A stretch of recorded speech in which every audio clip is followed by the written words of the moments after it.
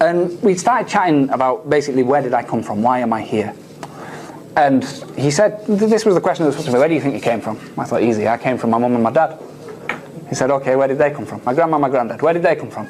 Okay, we came from the monkeys. This is what I was thinking at the time. We came from monkeys, evolution, so on and so forth. Now I thought, okay, I'll just throw them with the evolution argument. They didn't even entertain the evolution discussion. They said, okay, let's assume, for argument's sake, that even if there was such a thing as evolution, what starts that?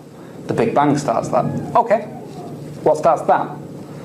Now, the subject of where everything came from, what started the universe and creation, they don't really have an answer for that. For years and years and years they said it was the Big Bang that started it. But even now, today, scientists are saying themselves, admitting that, look, an explosion, a bang, is a reaction to something else. It's a reaction. So something has to have come before. Therefore, that wasn't the start. There was something prior to that. So I went away and I started looking into this. And the principal explanation they use, that they have various ones, and they try to use science to answer it, is that, look, matter collides with antimatter, and you have an explosion, and that's the Big Bang. And because matter is 1 and antimatter is 0, the universe came from nothing, because 1 times 0 is nothing.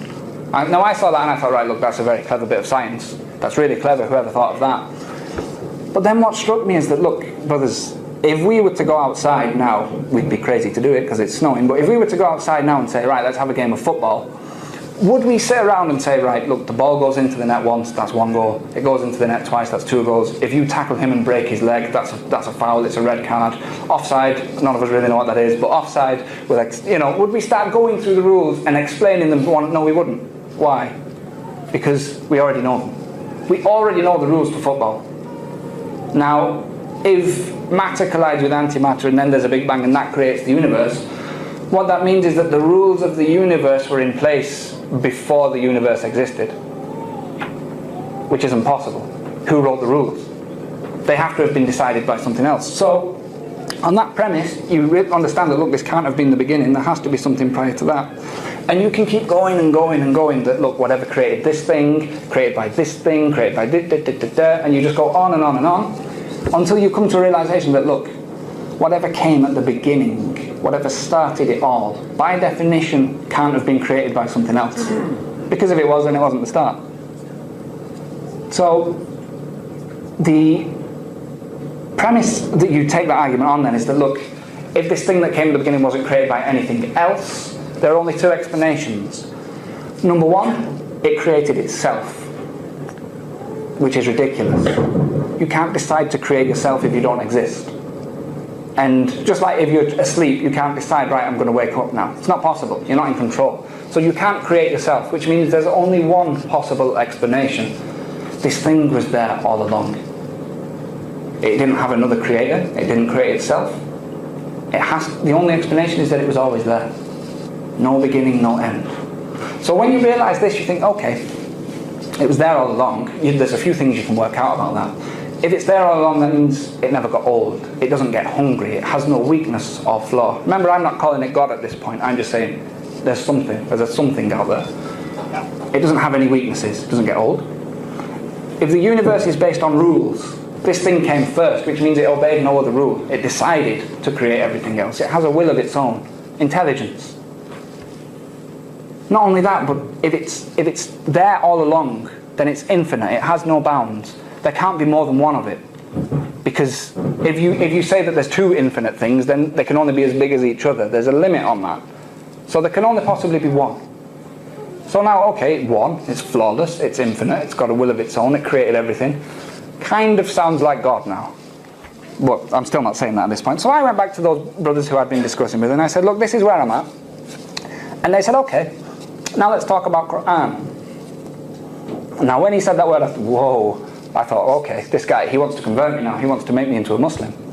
It had never crossed my mind before. We were just having a chat about the origins of universe and so on and so forth. And now it hits me that this guy wants to make me a Muslim. So I kind of backed off and I thought, look, it was nice to chat, but that's the end of that. And then I thought to myself that, look, I embarked on this whole journey trying to find the truth. And now I found something that, I'm just going to deny because it doesn't feel right. I have to check this out. I have to see what they've got to say. So we started to discuss the Quran. Now, I didn't know much about it at the time. other than the basics. It was the holy text of Islam and so on and so forth. And looking into the Quran, I find that it's not a book, it's a series of verses. A series of verses that were revealed in Arabic that was spoken from the mouth of a man, sallallahu alaihi wasallam, who couldn't even read. He was unlettered. And the things that this book discusses, the language that it uses, is so powerful and so eloquent, and yet so precise and straight to the point. And what is the Quran essentially? That it's not just a series of stories. The Quran is what? It's a book of law. Have you ever taken a book of law, of British law, off the shelf and start reading it? It's not like the Quran, even in English. It's official paragraph 1.2.3, the plaintiff says da da da da. It's like that. It's really official language. Do not go through a red light until it turns green and da da da da da. But the Quran, a book of law, isn't like this. The language within it is so powerful. And this book is revealed at a time when the Arabic language itself was pretty much at its apex. As we know, there were poets in Mecca and Medina at the time who could speak the most eloquent Arabic, tell the most fantastic stories. And one of the signs that the Quraysh used to try and show that they were number one was that they had the best poets.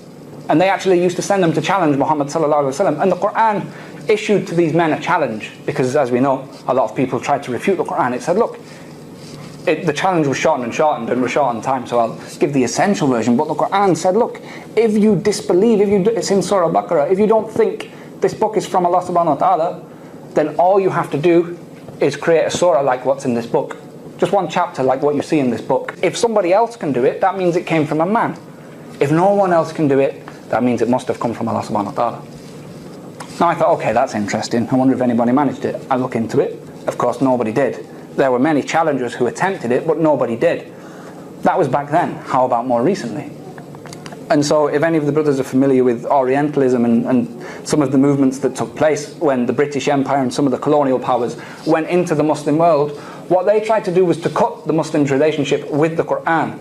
And the way they tried to do this was to meet this challenge, to disprove the Quran. So there are entire institutes that were set up to refute the language of the Quran and imitate it. None of them could do it. There were professors who were paid hundreds of thousands of pounds. They became Muslim because they couldn't do it. So I'm looking at this and I'm thinking, okay, that's interesting. That on the one hand, there's this infinite, flawless thing with a will of its own. And on the other hand, we've got this book, which is so powerful. Even in English, it's unlike anything you've ever read. That virtually solves any problem you can come across. And no one has been able to disprove that this is from God. I have these two things that I cannot deny. But I didn't take my Shahada. Because to me, it still felt alien, it felt unnatural. And I kind of backed off from the guys who I'd been chatting to. And then what happened, I backed off for about a month or so. And what happened then was that it was one lunchtime at work. And I sat down to have my dinner. And a Muslim guy sits next to me and a non-Muslim guy sits across the desk. And subhanAllah, I don't know what Allah subhanahu wa ta'ala willed him to start talking or what happened there. But he starts saying, to the Muslim guy, you Muslims, you're so dense, why do you believe in God? There's nothing out there, it's stupid. And I thought, right, I'll stay quiet. And this is where the Muslim guy now, he'll start telling him that, look, there's an infinite origin, that what came at the beginning of everything, it's flawless, it's one. And there's the Quran, which issues, it has a linguistic challenge to mankind. Nobody's matched it. I thought, he's going to destroy this guy. The Muslim says, yeah, but bro, haven't you seen trees? Like, clearly trees mean that there's God. This was his argument. And then he says to the guy, he says, look, it says Allah in your hand. This guy doesn't know a letter of Arabic. He's never seen Arabic in his entire life. He said, look, it says Allah in your hand. Even I didn't know what he meant at the time. And I thought, oh no, the non-Muslim guy, he started laughing. Understandably, he started laughing at this. And he said, that's why you're a Muslim. So I thought, look, this guy is getting murdered. I have to do something. So I started to talk. And I went through the whole discussion that, there has to have been an infinite creator, that the Quran has never been beaten. And basically, as a non-Muslim, I proved Islam to another non-Muslim. The Muslim guy, bless him, didn't know what was going on. He was looking at us both like this.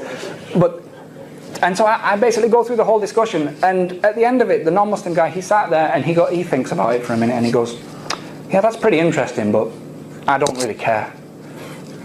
I'm going to live my life the way I want to live my life. So, do one, basically. And he stood up and he walked away. And I sat there for a minute. The Muslim guy, he just kind of left. I don't think he knew what to say. And I sat there on my own for a minute thinking about it. And I thought, man, this guy's an idiot. I've just proven to him beyond a shadow of a doubt that this has to be true, and he hasn't accepted it. And then it hits me that this is me.